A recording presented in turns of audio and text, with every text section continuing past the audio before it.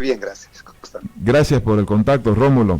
Estamos comentando parte de las conclusiones de su artículo y una gran investigación que usted ha hecho de varios folios, un paper prácticamente que me llegó en las últimas horas, donde usted nos orienta bastante en relación a lo que puede haber pasado con los resultados electorales. Quisiera que por favor nos plantee cuál es la lectura que usted tiene en relación a eventos improbables que puedan haber ocurrido para que Evo Morales una diferencia de 0.57% que ha evitado la segunda vuelta hasta el momento.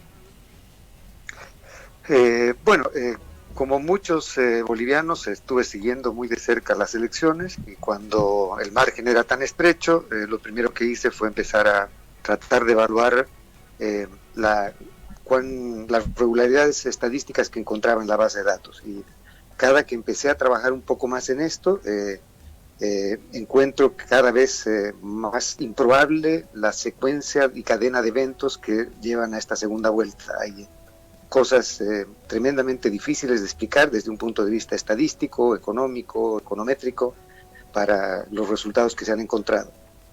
También encuentro algunas,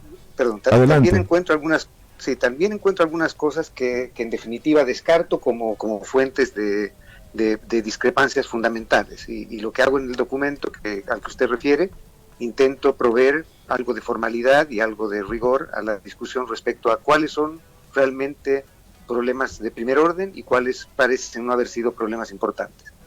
Perfecto.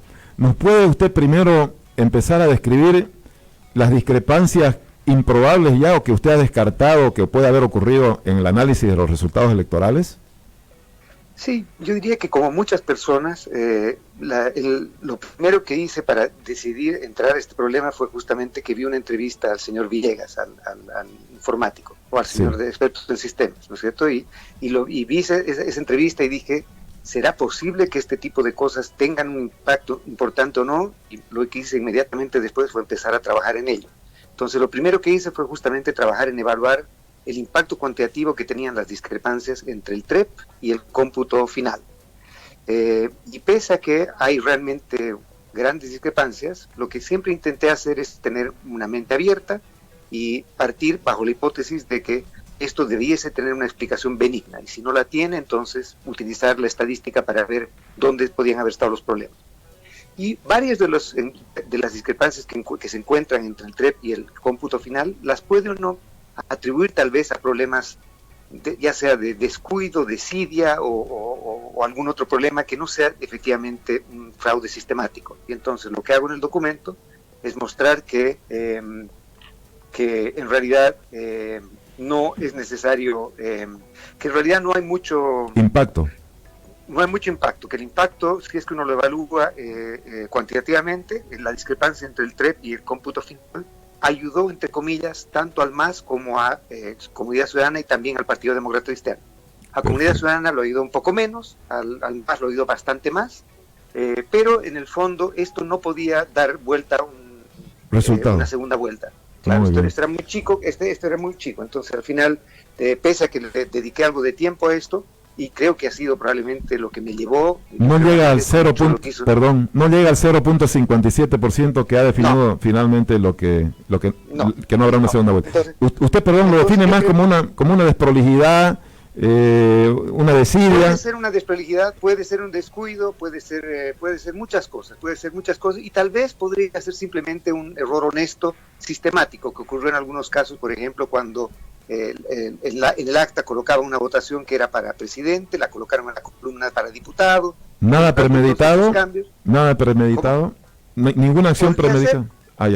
Podría o no ser, yo no puedo juzgar intenciones solamente viendo los datos. Entonces lo que digo es que si es que estas cosas fuesen honestamente errores, estos errores corregidos, que debiesen ser corregidos, no llevan a un margen que debiese definir una elección. Y por lo tanto, yo agradezco mucho el trabajo del señor Villegas porque hizo que mucha gente se movilizase para empezar a pensar este problema desde distintas ópticas, pero yo encuentro que cuantitativamente este no es un impacto muy importante. Perfecto, de acuerdo. Perdón, no sé si usted ha podido revisar la denuncia última también del señor Villegas, en sentido de que probablemente haya habido un banco de que se haya generado de votos ausentes y que de ese banco se hayan sacado para beneficiar a algún partido que se sospecha que es el MAS. ¿Qué opinas sobre eso también? Escuché eso, y la verdad es que lo que hice fue hacer una evaluación estadística, por ejemplo, de el porcentaje de votación respecto a los inscritos, algunas de las cosas que podrían tener indirectamente algo que ver con el efecto que dice el señor Villegas. Y puede ser que exista, pero no cuantitativamente no lo encuentro, o lo encuentro relativamente reducido. Uno de los efectos que, por ejemplo, me parece también que es reducido es este efecto de las actas que no concuerdan en las sumas, ¿no es cierto? Ya. El que la suma de los válidos es a veces mayor que la suma de estos totales, pero hay muchas veces que esto tiene una explicación inocente, entre comillas, también. Que, por ejemplo, han computado votos blancos y nulos como si fuesen válidos. Estoy asumiendo que no es que los sumaron después, estoy asumiendo buena intención siempre. Ya. Entonces, lo que hice al evaluar eso también es que cuantitativamente el impacto de, por ejemplo, las planillas en las que hubieron errores hasta el final no tuvieron tampoco un margen importante a favor del MAS. Siempre está un margen a favor del MAS, pero relativamente pequeño. Y una cosa que sí ocurre, que me parece escandalosa en términos de desprolijidad, ahora sí, por parte del organismo electoral, es que hasta el día de hoy, si usted va al cómputo final, va a encontrar 950 actas en las cuales aún tienen estos problemas aritméticos. Estas 950 actas equivalen a más de 160.000 votos válidos. Y lo que han hecho estos señores es que hasta el día de hoy... ¿Qué problemas aritméticos tienen esas actas? ¿No cierran sobre el 100%? Las sumas no cierran.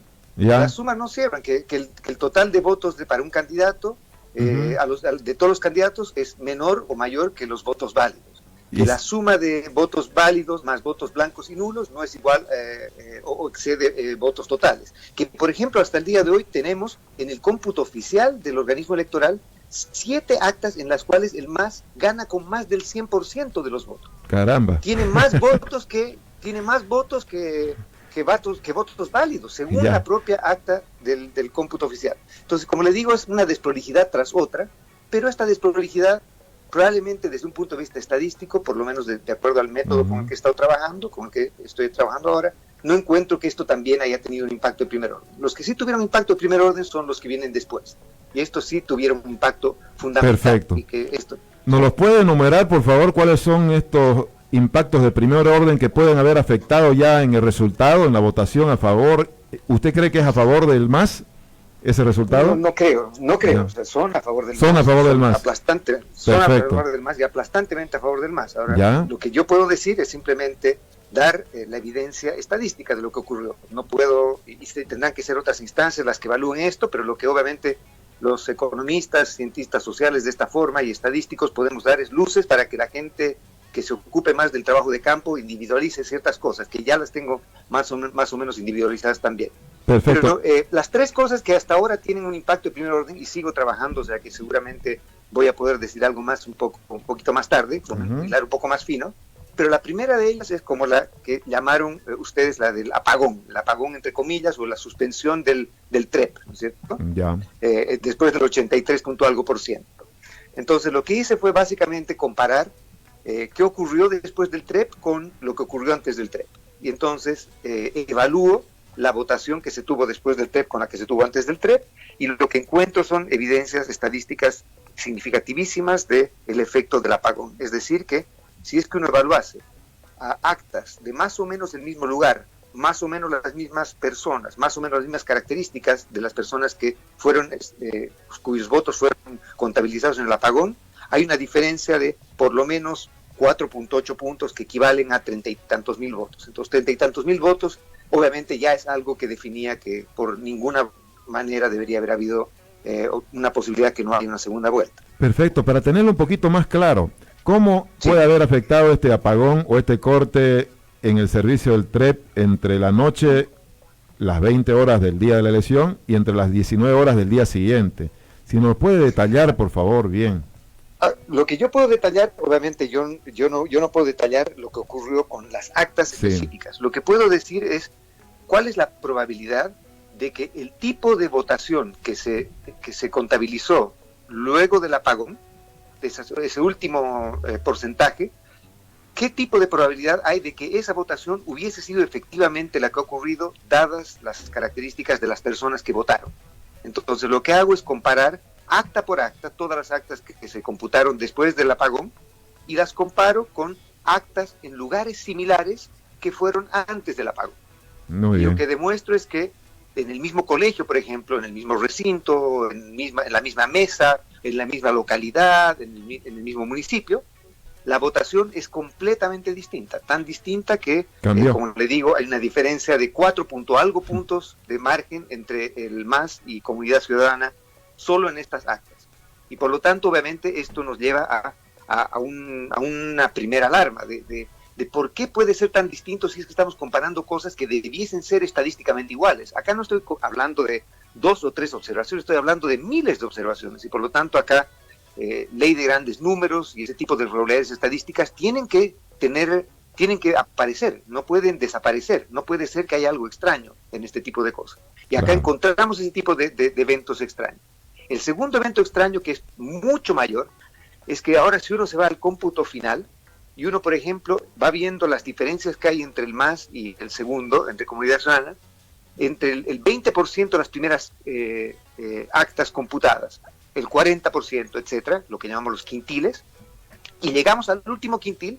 En el último quintil, la votación a favor del MAS respecto a Comunidad Ciudadana es atípica respecto a todos los demás. Esto se esperaba porque en principio se creía que este electorado era algo más favorable al MAS, pero nunca en la magnitud que ocurrió. La diferencia fue de 40 puntos entre el MAS y Comunidad Ciudadana.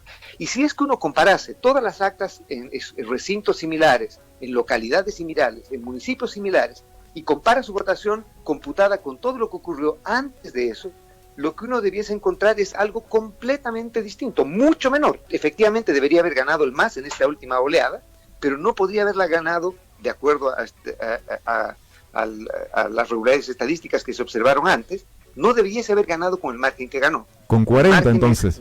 ¿Con cuánto usted estima que... ¿Cuánto usted cree que debería haber sido la diferencia? No 40. Lo que le digo es que los modelos estadísticos dicen que la diferencia que ha ocurrido ahí, no explicada, es de más o menos 13 puntos de estos 40. O sea que en el fondo estamos hablando de por lo menos más de 120, 150 mil votos adicionales que, de acuerdo a las regularidades de la gente que votó en esos lugares, no debería haber ocurrido. Perfecto. La diferencia estadísticamente es aplastantemente contraria a una diferencia tan grande. Y no es que estamos hablando de rurales contra urbanos, acá estoy comparando peras con peras, manzanas con manzanas. No estoy comparando una ciudad contra un voto urbano, o rural, no estoy comparando Chuquisaca con Tarija, sino estoy comparando dentro de Tarija, dentro de Chuquisaca, y no solo dentro de Tarija y Chuquisaca, sino dentro de la localidad, dentro del recinto muchas veces.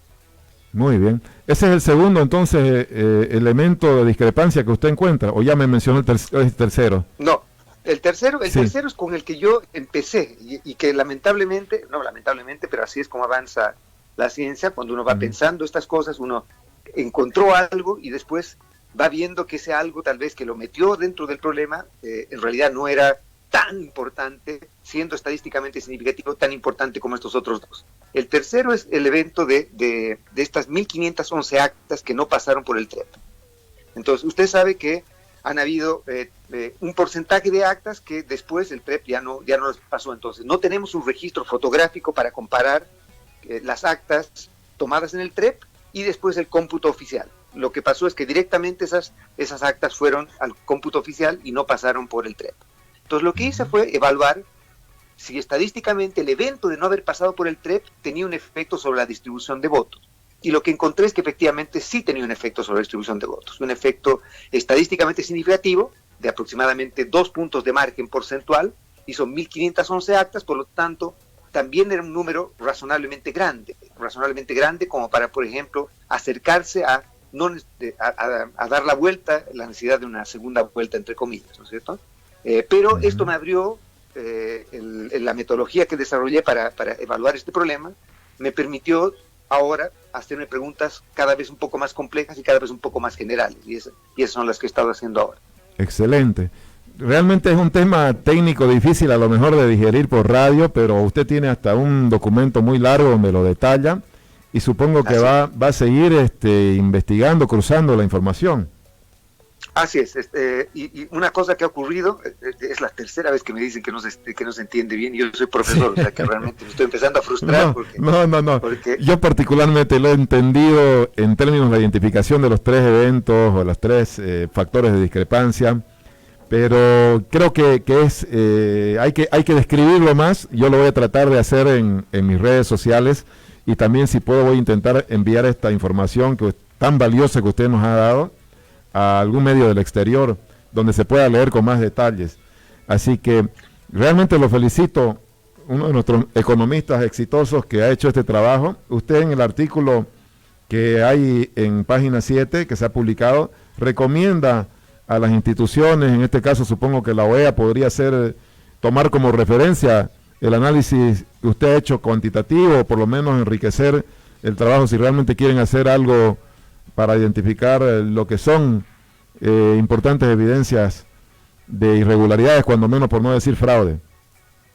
yo creo que es crucial. Yo creo que yo he tenido esta oportunidad, me ha enriquecido mucho en muchas cosas. He recibido contacto y comunicación de muchos profesionales afuera de Bolivia y dentro de Bolivia, gente tremendamente motivada e interesada. He conocido gente muy interesante, me ha presentado ópticas distintas de cómo evaluar esto, y yo creo que sí se espera que la OEA haga algo razonable en este sentido. La OEA tiene no solo debería tener interés, sino debería tener la obligación de hacer una evaluación multidimensional de estas cosas. Va a haber una parte que puede ser algo más fácil o algo más difícil de conseguir, que va a ser la evidencia dura, física, entre comillas, de si es que hay o no hay irregularidades, pero no puede desdeñar para nada las irregularidades de patrones estadísticos realmente muy curiosos que se están observando en los resultados de las elecciones.